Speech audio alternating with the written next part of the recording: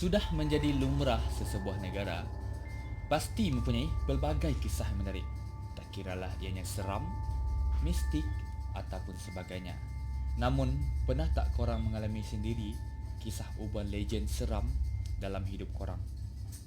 Di sini saya akan kongsikan kisah-kisah urban legend yang terdapat di seluruh dunia. Yang kelima, Anansi the God Man.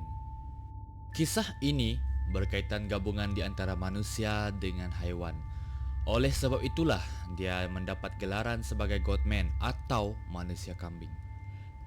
Kisahnya bermula tentang seorang saintis yang ramai menganggapnya sebagai seorang saintis gila kerana dia menjalankan eksperimen ekstrim berkaitan dengan kambing. Dia cuba untuk memutasi kambing itu. Pada suatu hari, dikatakan saintis ini telah berubah menjadi separuh kambing, separuh lagi manusia. Dia akan berjalan-jalan pada waktu malam untuk mencari mangsa yang kebiasaannya adalah kanak-kanak. Ada juga kisah yang mengatakan Godman ini boleh berubah menjadi ibu, rakan dan ahli keluarga kita. Dia juga boleh menyerang mangsa yang dia kehendaki dari dalam rumah mangsa itu. Mengikut kisah urban legend, kisah ini dikatakan telah direka cipta oleh penduduk tempatan agar orang luar tidak boleh masuk ke dalam kediaman mereka. Yang keempat, Menak Prakanong. Menak Prakanong atau ia juga dikenali sebagai Nang Nak. Ia merupakan sebuah kisah urban legend yang terdapat di negara Thailand dan pernah popular di Malaysia sekitar tahun 2000. Kisah Nang Nak ini telah diadaptasi ke dalam beberapa buah filem. Kisah ini mengisahkan tentang seorang wanita yang dikenali sebagai Nak dan suaminya yang dikenali sebagai Mak. Mereka berdua tinggal di pesisir salah sebuah sungai di Thailand. Pada suatu hari, Mak telah dipanggil untuk menjadi anggota tentera dan Nak tinggal berseorangan di rumah mereka. Sebelum Mak pergi, Nak telah berjanji kepadanya bahawa dia akan menunggu kepulangan Mak di rumah. Namun malang bagi Nak kerana tidak lama setelah Mak meninggalkannya, Nak telah pun meninggal dunia semasa melahirkan anak mereka. Disebabkan rasa cinta Nak yang sangat mendalam kepada Nak, roh Nak tidak mahu pergi meninggalkan bumi dan dia tetap menanti kepulangan suaminya di rumah serta menjadi penunggu di rumahnya. Yang ketiga, Hanako-san. Kalau di Malaysia, kita ada melati yang sering mengganggu pelajar-pelajar di hostel. Tapi kalau di Jepun, mereka ada Hanako-san. Ini bukanlah nama yang asing lagi bagi mereka yang tinggal di negara matahari terbit itu.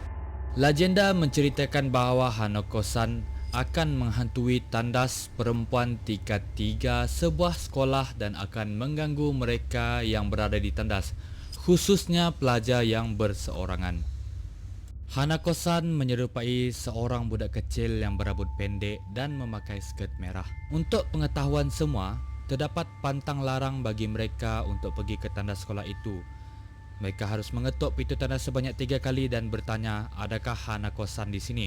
Jika tiada sebarang jawapan, maka tandas tersebut selamat untuk digunakan. Tetapi jika ada yang menjawab dari dalam tandas, maka beredarlah daripada tandas tersebut dan pergi mencari tandas yang lain. Yang keempat, Lapisadera. Lapisadera ini suka menunggu dan memahati seseorang. Cuba korang bayangkan, kalau korang tengah makan bersama ahli keluarga korang, ataupun korang tengah berehat di dalam bilik korang, tiba-tiba korang terdengar bunyi yang pelik yang datang dari atas bumbung korang, seperti seseorang yang sedang merangkak dengan berkuku panjang, dan bunyi tersebut akan mengekori ke mana sahaja korang pergi. Lapisadera gemar untuk menunggu seseorang itu habis makan dahulu. Kemudian apabila seseorang itu sudah kenyang, barulah dia akan pergi mengganggu orang tersebut dengan cara mengikuti orang tersebut ke dalam bilik dan kemudian akan duduk di atas perut mangsa dan membuat mangsanya tidak dapat bergerak. Kalau korang nak tahu, walaupun mangsa tersebut sedar tetapi dia tidak dapat menjerit ataupun menggerakkan tubuh badannya akibat daripada gangguan lapisan darah itu tadi. Kejadian ini sama seperti kejadian yang kerap kali berlaku di Malaysia, iaitu kena tindih sewaktu tidur.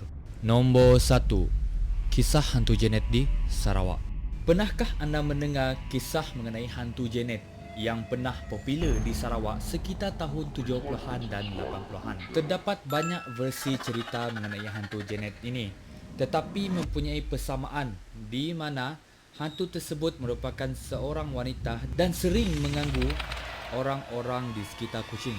Janet dikatakan seorang gadis yang berbangsa Tionghoa yang dipercayai diculik pada penghujung tahun 60-an. Difahamkan Janet adalah seorang jururawat yang bekerja di Hospital Umum Sarawak. Ketika itu, kejadian culik kerap berlaku di Kuching dan ramai yang percaya ianya adalah disebabkan oleh ritual korban sembah yang sering dilakukan mengikut kepercayaan masyarakat dulu. Kebiasaannya, ritual ini dilakukan apabila ada sesuatu bangunan atau pembinaan yang sedang dijalankan dan ritual itu bertujuan untuk mengelakkan daripada diganggu penunggu. Ketika itu, kehilangan Janet dikaitkan dengan projek pembinaan Jabatan Satok di Kuching, di mana terdapat satu pembinaan satu struktur yang besar sedang dilakukan di jambatan itu. Pembinaan struktur itu tergendala akibat gangguan makhluk halus dan pada ketika itulah mereka yang terlibat dengan pembinaan itu dipercayai mencari mangsa. Mereka selalunya akan mencari gadis perawan untuk dijadikan korban dan hanya bahagian kepala sahaja yang digunakan. Kepala mangsa biasanya akan dipenggal dan ditanam ke dalam struktur binaan seperti tiang konkrit. Mayat Janet kemudian ditemui tidak lama selepas itu tanpa kepala. Orang tuanya yang sangat sedih dengan kematian Janet telah mengebumikan anak mereka dengan memakai pakaian berwarna merah. Kaum Cina percaya jika seseorang itu dikebumikan memakai pakaian berwarna merah, roh mereka akan kembali membalas dendam. Mungkin itu yang diingini oleh keluarganya bagi menuntut bela atas kematian Janet. Tidak lama selepas itu, hantu Janet mula mengganggu orang ramai.